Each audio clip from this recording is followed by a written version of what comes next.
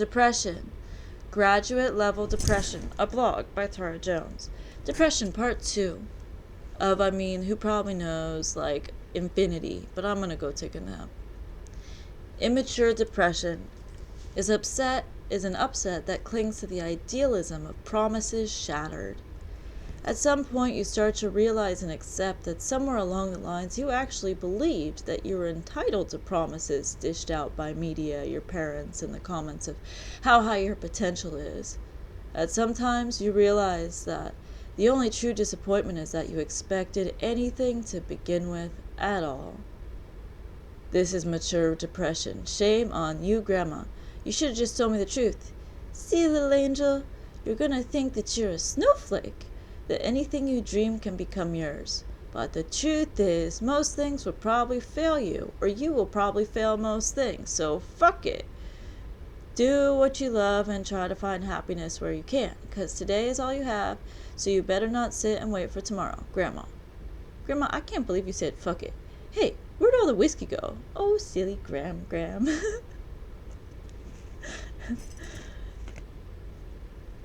By the time you're your grandma's age, the truth of how you lived shows up on your face. There's really no amount of concealer or moisturizer to help deny it. Surgery, maybe.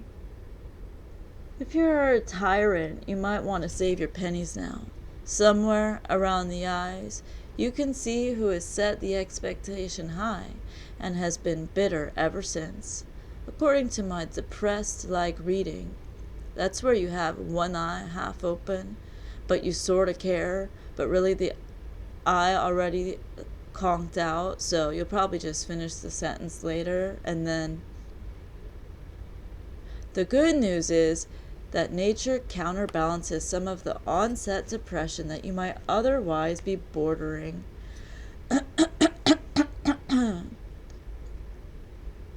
Feel doddering around the senior center in your little robe and slippers, 'cause Grandma doesn't give a fuck.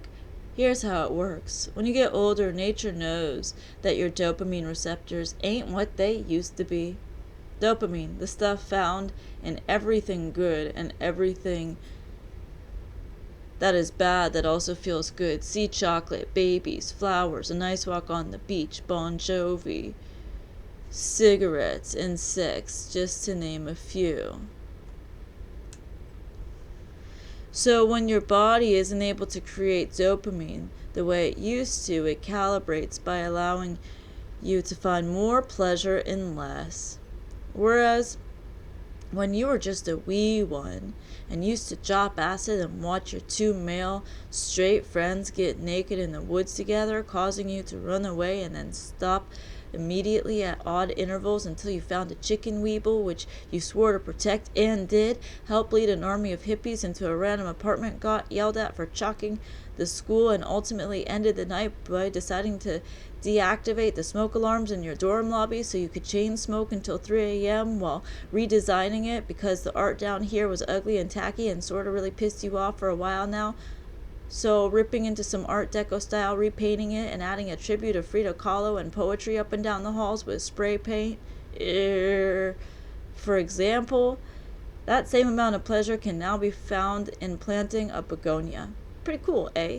I'm legitimately excited that it's going to take less effort to get your kicks. How awesome is that? Now, here's another little groovy trick nature has had in store.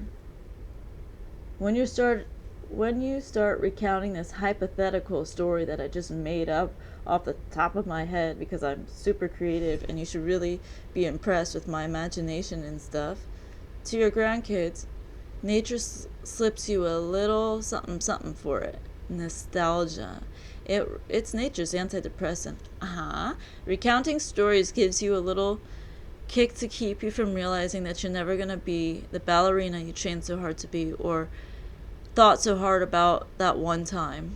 So next time an old person is telling you a very long, misleadingly picturesque story, instead of shouting, "Bullshit, Grandma, that is bullshit. There's no way that you went cherry picking on horseback. I'm tired of your lies. Stop the lies." Or at least sitting there politely while contemplating if you can go to 7-Eleven for a big gulp without remembering you were there? Maybe instead realize Grandma needs her vices too. Plus, the more you listen, the more they will drop the act of innocence and spill the dirt about what really happened.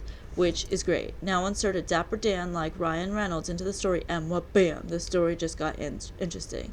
This technique also works if you ever forced to read a really boring book, such as Great Expectations. Come on, Dickens. You had the characters, the totally interesting premise. How did you make it so boring? Don't even tell me about pay per word. You lost me at Pebble rolled down the rocky road. He kicked it again and then thrice more. The pebble was rounded as if by water, ended up in the nook of an old leather boot. The boot had not always been worn. It had at one time been new. Now there were scuff marks on the zzz, suck it, sell out. So when I was saying that my life gets better, but that eventually you will care less, I'm not quite at the graduate level of this depression, but I heard somewhere that it's important to have goals. Wait, so does that mean I should expect to fail at being maturely depressed, or accept that it's a likely route? God damn it. It's whatever. I give up. Ooh, I see now. Lesson 1. Expect nothing.